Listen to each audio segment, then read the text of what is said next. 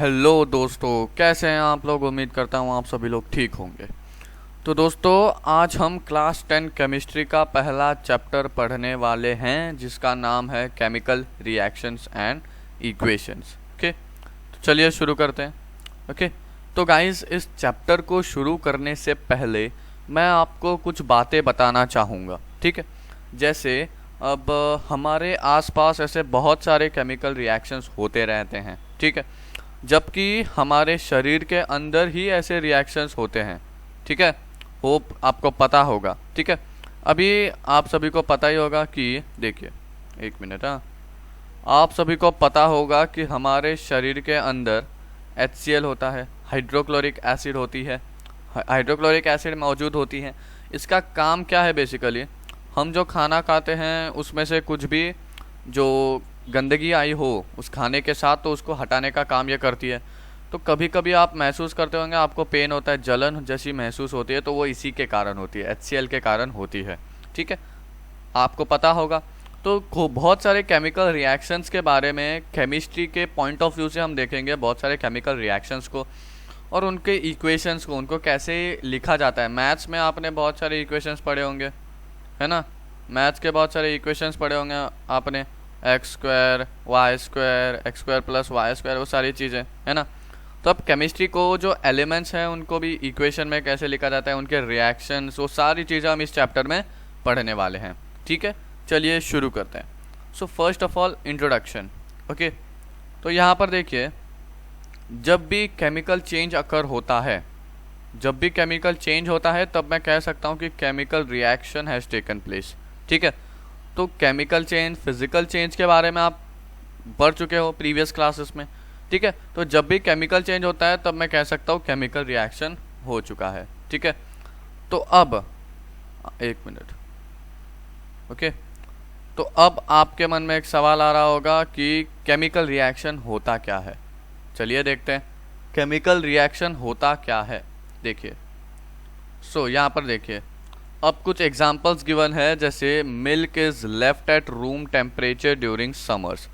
तो गाइस, जब हम दूध को, मिल्क को समर सीजन में ऐसे ही रूम टेम्परेचर पे छोड़ देंगे तो क्या होगा, आप सभी को पता है। ऐसे ही रूम टेम्परेचर पे छोड़ देंगे तो ऑब्वियसली वो जो है कर्ड में कन्वर्ट हो जाएगा, दही बन जाएगा। ठीक है, तो अभी देखिए, आगे देखिए, फूड इज कुक्ड, खाना बनाते हैं। ठीक है, gets digested in our body, खाना हमारे बॉडी में डाइजेस्ट होता है। ठीक है, हम रेस्पायर करते हैं। ठीक है, तो ये सारी जो एग्जांपल्स यहाँ पर हमने देखी, इसमें जो नेचर है उस पर्टिकुलर सब्सटेंस ऑब्जेक्ट की नेचर और आइडेंटिटी पूरी की पूरी मतलब कुछ चेंज हो जाती है। ठीक है, अब जैसे देखिए, अब मिल्क जो है वो कर्ड में कन्वर्ट हो जाता है। तो अब मिल्क की प्रॉपर्टी और कर्ड की प्रॉपर्टी थोड़ी डिफरेंट है। मिल्क जो है वो सीधा साधा होता है, कलर वाइट ही रहता है दोनों का, लेकिन सीधा होता है। लेकिन कर्ड थोड़ा मीठा लगता है आपको, कर्ड थोड़ा मीठा होता है। ठीक है, तो ये आपको पता होना चाहिए। तो इस केस में, ऐसे केसेस में केमिकल रिएक्शन जब होता है तब जो ऑब्जेक्ट है, जो सब्सटेंस है, उसकी नेचर और आइडेंटिटी कुछ थोड़ी बहुत बदल जाती है, सम व्हाट चेंजेस टेक प्लेस। ठीक है, आया समझ में। तो अब हम केमिकल रिएक्शन को डिफाइन करते गाइस। ठीक है, व्हाट इज केमिकल रिएक्शन, एक बड़ा सवाल है। केमिकल रिएक्शन क्या है? देखिए, यहाँ पर डेफिनेशन गिवन है, the transformation of chemical substance into a new chemical substance by making and breaking of bonds between different atoms is known as chemical reaction. ठीक है, तो केमिकल रिएक्शन है क्या? दो केमिकल सब्सटेंसेस, मतलब एक केमिकल सब्सटेंस की मदद से एक नया केमिकल सब्सटेंस को बनाना। ठीक है, by making and breaking of bonds between atoms. तो जो उन सब्सटेंसेस, जो भी सब्सटेंसेस गिवन है, उन सब्सटेंसेस में जो एटम्स प्रेजेंट है, एटम्स, जो भी एटम्स है, ठीक है, उनके बीच में बॉन्ड का बनाना या फिर तोड़ना, उस प्रोसेस को करने के बाद जो नया सब्सटेंस बनता है, उस प्रोसेस को हम कहते हैं केमिकल रिएक्शन। ठीक है, आया समझ में। देखिए, फिर से समझाता हूँ। एक सब्सटेंस है, सब्सटेंस के अंदर उस सब्सटेंस का जो एटम्स है, उन एटम्स को, दोनों सब्सटेंस के बीच में अलग अलग एटम्स हो गए, तो उन एटम्स के बीच के making and breaking of bonds को हम और बॉन्ड्स जो होते हैं उससे नया सब्सटेंस जो फॉर्म होता है, तो इस पूरे प्रोसेस को हम बोलते हैं केमिकल रिएक्शन। ठीक है, आया समझ में। एग्जाम्पल देखिए क्या गिवन है, rusting of iron, for example rusting of iron. ठीक है, तो जब आप आयरन को रस्ट करते हो, रस्ट होता है आयरन, तो वो भी एक केमिकल रिएक्शन का एग्जाम्पल है। ठीक है, अब देखिए next is setting of milk into curd. ठीक है, मिल्क जो है कर्ड में कन्वर्ट हो जाता है, तो वो मैंने बताया डाइजेशन ऑफ फूड, रेस्पिरेशन, ये सारी चीज़ें केमिकल रिएक्शन की एग्जाम्पल है। ठीक है, आगे देखते हैं अभी। Now you must have observed that magnesium ribbon Burns with a dazzling white flame and changes into a white powder। ठीक है, तो आपने मैग्नीशियम रिबन को देखा होगा, नहीं देखा तो देखिए यहाँ पर, ये देखिए ये होती है मैग्नीशियम रिबन, ऐसी ही होती है मैग्नीशियम रिबन। ठीक है, दिस इज मैग्नीशियम रिबन। तो इसमें क्या होता है, जब हम इसे बर्न करते हैं, ठीक है, बर्न करेंगे, जलाएंगे, तो क्या होगा, वो एक वाइट पाउडर में चेंज हो जाएगा, वाइट पाउडर में, और उस वाइट पाउडर को हम बोलते हैं मैग्नीशियम ऑक्साइड। ठीक है, मैग्नीशियम ऑक्साइड। और ये कैसे फॉर्म होता है, मैग्नीशियम और ऑक्सीजन जो कि हवा में प्रेजेंट है, उनके बीच में जो रिएक्शन होता है, उस रिएक्शन की वजह से ये मैग्नीशियम ऑक्साइड फॉर्म होती है। ठीक है, तो आप ऐसा टेबल बनाना सीखिए। ठीक है, आया समझ में। This powder is magnesium oxide, it is form due to reaction between magnesium and oxygen present in the air. ठीक है, आया समझ में। तो मैग्नीशियम और ऑक्सीजन के जो रिएक्शन होता है उन दोनों के बीच, उससे मदद से फॉर्म होती है मैग्नीशियम ऑक्साइड। ठीक है, आगे देखते हैं। नाउ गाइस, एक सवाल आता है कि हमें कैसे पता चलेगा कि सच में केमिकल रिएक्शन जो है वो टेक प्लेस हुआ है, वो हुआ है। तो उसके लिए कुछ चेंजेस अकर होते हैं। देखिए, पहला है चेंज इन स्टेट, उसके स्टेट में चेंज हो जाता है, जैसे नेचर और उसकी आइडेंटिटी पूरी चेंज हो जाती है। ठीक है, एग्जाम्पल अगर मैं बताऊं, एग्जाम्पल अभी हमने देखा, देखिए मिल्क इनटू कर्ड। ठीक है, सेम एग्जाम्पल, मिल्क जो है कर्ड में कन्वर्ट हो जाता है, दही बन जाता है, तो उसमें उसकी मिल्क की जो नेचर एंड आइडेंटिटी है वो पूरी चेंज हो जाती है। ठीक है, आया समझ में। तो ये है change in state. Next is change in colour, colour में चेंज आता है। तो सर, तो आपके मन में सवाल आएगा कि सर मिल्क जो है, मिल्क का कलर भी वाइट है, कर्ड का भी वाइट है, कुछ समझा नहीं, बताता हूँ।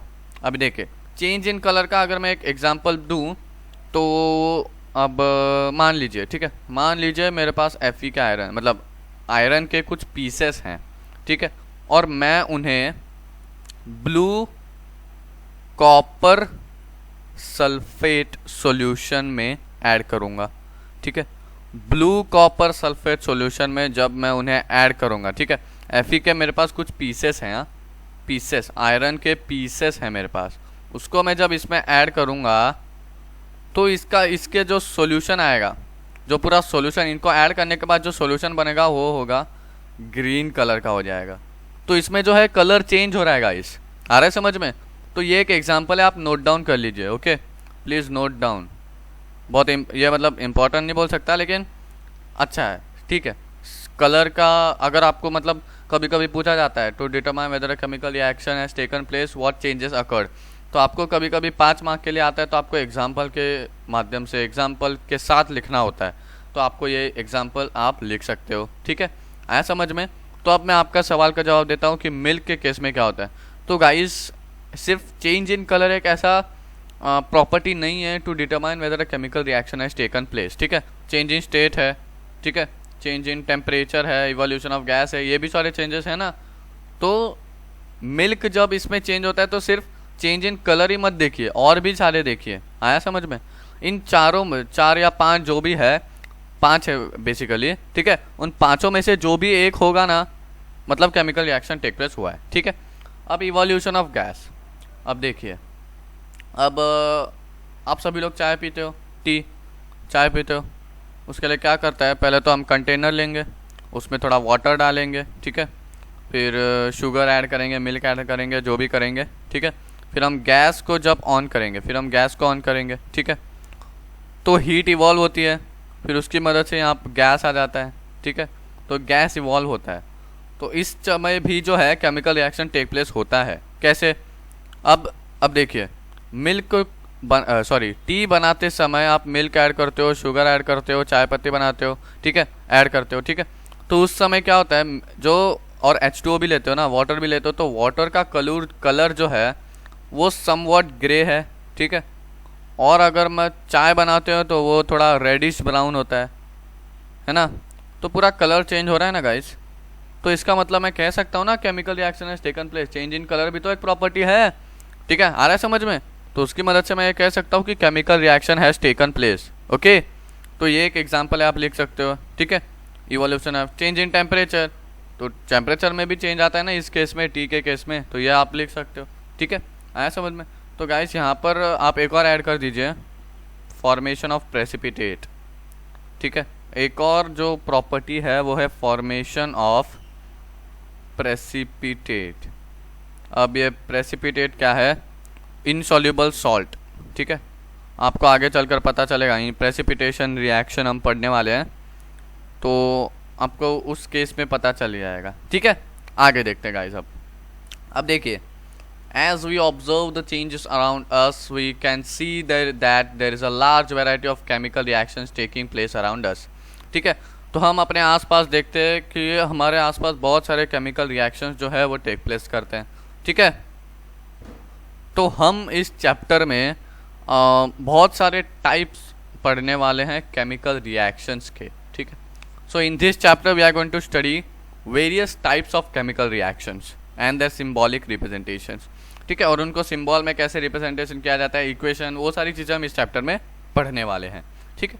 आगे देखिए अभी, नाउ केमिकल इक्वेशंस, ठीक है। केमिकल इक्वेशंस, अब मैं आपको उनको इक्वेशन फॉर्म में कैसे लिखते हैं वो चीज़ें बताने वाला हूँ। चलिए देखते हैं गाइस। नाउ सी हियर, अब सेम एग्जांपल लेने वाले हम। मैंने आपको मैग्नीशियम रिबन का एग्जांपल दिया था, है ना। जब वो ऑक्सीजन में बर्नट होता है तो वो जो है मैग्नीशियम ऑक्साइड में कन्वर्ट हो जाता है, ठीक है। तो अब इसको मैं शॉर्टर फॉर्म में कैसे लिख सकता हूँ, इक्वेशन, वर्ड इक्वेशन के फॉर्म में कैसे लिख सकता हूँ गाइस? देखिए, ये देखिए, यहाँ पर लिखा है, यहाँ पर लिखा है, ठीक है। तो मैं इसको इसके फॉर्म में लिख सकता हूँ, magnesium plus oxygen is equals to magnesium oxide, ठीक है। आया समझ में? आगे देखिए अभी, हाँ, तो ये जो है ना मैग्नीशियम और ऑक्सीजन, यह है रिएक्टेंट्स और यह है प्रोडक्ट, ठीक है। तो अगर आपको ध्यान रखना है कि रिएक्टेंट्स क्या है, तो गाइस जो भी LHS में होते हैं, LHS में जो भी एलिमेंट्स होते हैं वो होते हैं रिएक्टेंट्स, ठीक है। और RHS में जो भी एलिमेंट्स आते हैं वो होते हैं प्रोडक्ट, ठीक है। आया समझ में? अब देखिए, ये देखिए यहाँ पर गिवन है definition, the substances that undergo chemical change in the reaction, magnesium and oxygen are the reactants, the new substance formed is, that is magnesium oxide is a product, ठीक है। तो जो सब्सटेंस केमिकल चेंज में जो reaction होने वाला होता है, उन दो सब्सटेंस की मदद से वो होते हैं रिएक्टेंट्स, और जो नया सब्सटेंस फॉर्म होता है उन दो सब्सटेंसेस की मदद से वो होते हैं प्रोडक्ट, ठीक है। आया समझ में? अब देखिए, a word equation shows change of reactants to products through an arrow place between them. तो ये जो वर्ड इक्वेशन है यहाँ पर हमने देखा, ये magnesium plus oxygen is equals to magnesium oxide. तो ये जो रिएक्शन हमने देखा उसमें ये जो एरो है ना, ये एरो, यह हमें ये बताता है कि ये रिएक्टेंट्स जो है, ये जो रिएक्टेंट्स है वो प्रोडक्ट्स में कैसे कन्वर्ट हो रहे हैं, ठीक है। The reactants are written on left hand side, ये तो मैंने बता दिया आपको, जो भी लेफ्ट हैंड साइड में होगा वो होता है बेसिकली रिएक्टेंट्स, बेसिकली मतलब वही रिएक्टेंट्स ही होता है, और LHS में जो होता है वो होता है प्रोडक्ट, ठीक है। आया समझ में? अब आगे देखिए, नाउ राइटिंग केमिकल इक्वेशन। अब एक और सवाल आता है कि क्या उन केमिकल रिएक्शंस जो इक्वेशंस है उसको हम और भी शॉर्टर फॉर्म में लिख सकते हैं? जैसे मैग्नीशियम का एग्जांपल, सेम एग्जांपल ले लेते हैं, magnesium plus oxygen is equals to magnesium oxide, ठीक है। सेम एग्जांपल लेते हैं गाइस, देखिए, तो सेम एग्जांपल लूँगा मैं, magnesium plus oxygen is equals to magnesium oxide. ठीक है, तो अब इसको कुछ और शॉर्टर फॉर्म में लिख सकते हैं क्या हम, ये सवाल है। तो गाइस हाँ, लिख सकते हैं।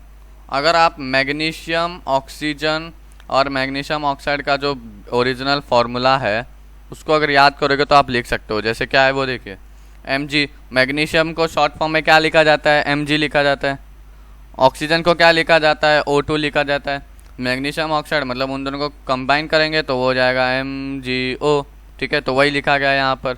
आया समझ में? तो ऐसे करना होता है। ठीक है, आगे देखते हैं अभी। नाउ अब यहाँ पर है ना, देखिए अब मैं आपको बताता हूँ, ये रिएक्शन देखते हैं। ये वाला Mg plus O2 is equals to MgO। ठीक है, अब यहाँ पर कितने एटम्स हैं Mg के, नथिंग देन 1। ठीक है, तो यहाँ पर Mg का 1 है। ऑक्सीजन के कितने हैं गाइस, यहाँ पर 2 दिख रहा है तो यहाँ पर 2 है। Mg का यहाँ पर 1, यहाँ पर 1। तो गाइस देखिए यहाँ पर क्या लिखा है, count and compare the number of atoms of each element on LHS and RHS of the arrow. Is the number of atoms of each element same on both the sides? If yes, then the equation is balanced. If not, then the equation is unbalanced. ठीक है, तो यहाँ पर क्या बोला गया है कि LHS और RHS में जितने भी एलिमेंट है उनके एटम्स को देखिए और बताइए कि वो दोनों साइड में LHS और RHS में क्या दोनों एलिमेंट के एटम्स सेम है या नहीं।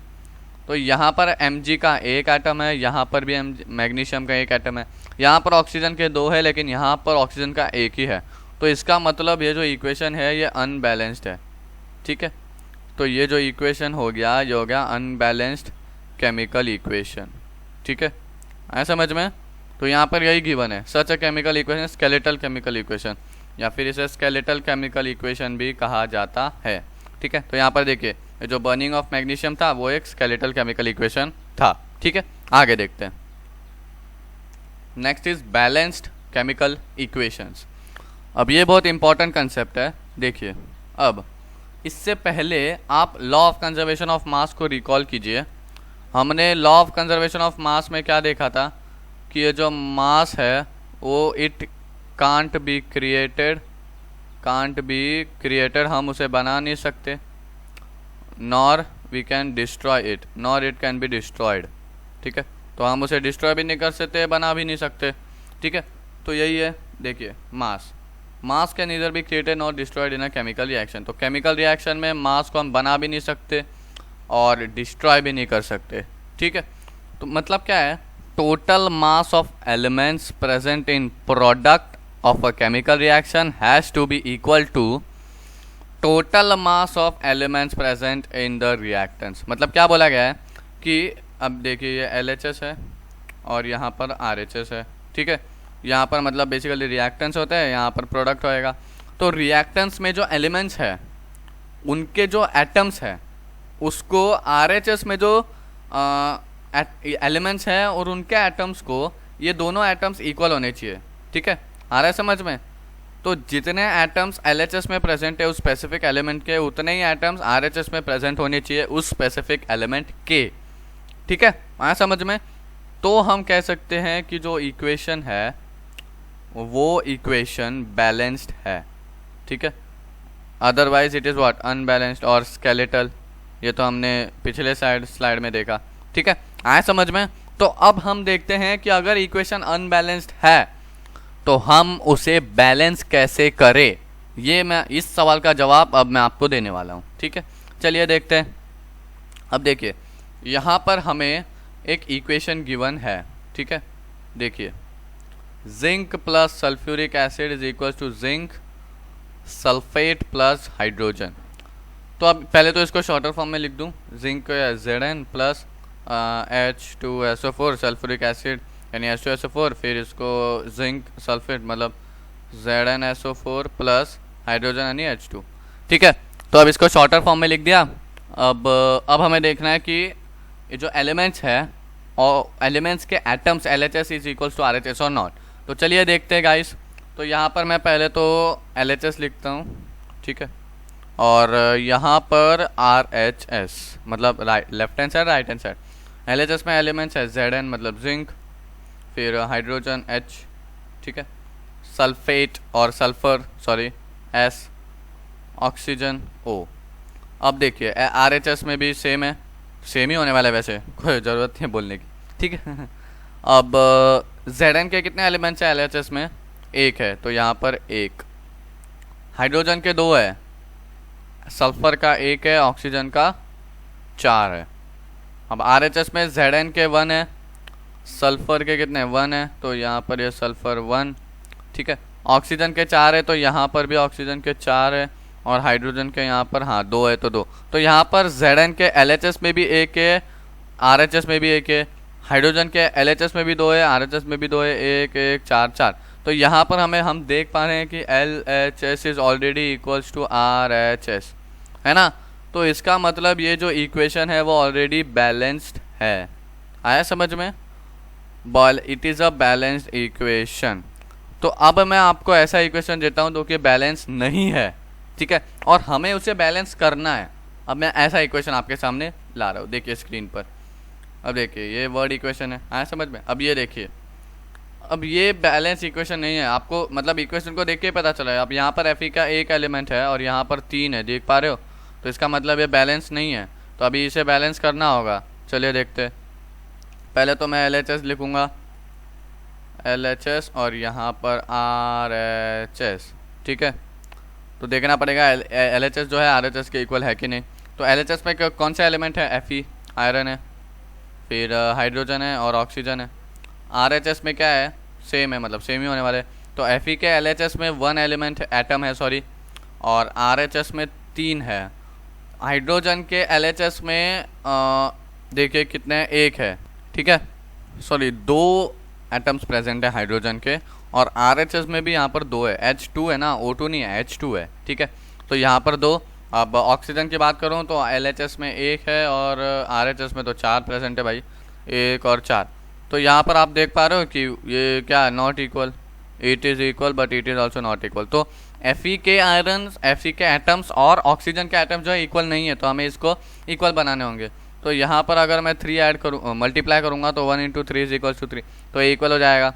फिर यहाँ पर अभी इसको इक्वल बनाने के लिए 1 × 4 ऐड करूँगा तो ये हो जाएगा 4, ओके। तो अब ऐड करके इक्वेशन को लिखते हैं। तो यहाँ पर मैं LHS में 3 ऐड करूँगा तो मतलब यहाँ पर 3 आ जाएगा, ठीक है। हाइड्रोजन यहाँ पर 2 का 2 ही है, तो यहाँ पर ऑक्सीजन जो है 4 × 1।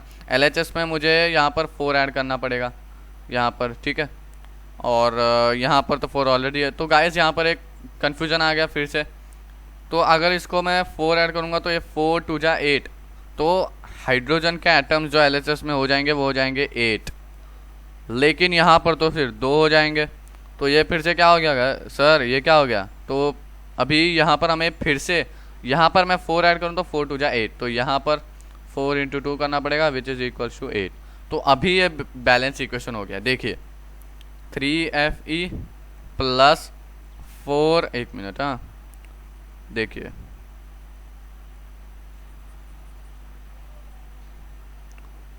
तो यहाँ पर 3Fe + 4H2O is equals to Fe3O4 + 4H2, ठीक है। तो यहाँ पर देखिए Fe के 3 है, यहाँ पर भी 3 है, यहाँ पर हाइड्रोजन के 4 × 2 8 है, यहाँ पर भी 4 × 2 इज इक्वल्स टू 8, ठीक है। तो बैलेंस है। ऑक्सीजन का यहाँ पर कितना है? 4 है, 4 है। ये ऑक्सीजन के टाइम पे मल्टीप्लाई नहीं होगा, ये ध्यान रखिए, क्योंकि एलिमेंट के बाद आ रहा है ये, ठीक है। तो ऑक्सीजन यहाँ पर भी कितना है? 4 है। तो yes the equation is balanced. तो होप कि आपको समझ में आया होगा कि हम कोई भी अनबैलेंस्ड इक्वेशन को बैलेंस कैसे करें, ठीक है। आया समझ में? आगे देखिए। ओके सो गाइज, आज का लेक्चर यहीं पे एंड होता है, ठीक है। आज का सेशन मैं यहीं पर एंड कर रहा हूँ। तो होप कि आपको कोई भी गिवन इक्वेशन को बैलेंस कैसे करते हैं वो समझ आ गया होगा, ठीक है। तो मिलते हैं अगले लेक्चर में, तब तक के लिए bye, take care and stay safe, okay. And if you all are having any doubts then please write it in the comment section, ठीक है। अगर आपको कुछ डाउट आता है मन में तो कमेंट सेक्शन में लिख दीजिए, ठीक है। तो मिलते हैं अगले लेक्चर में, तब तक के लिए bye, take care and stay safe, okay, bye.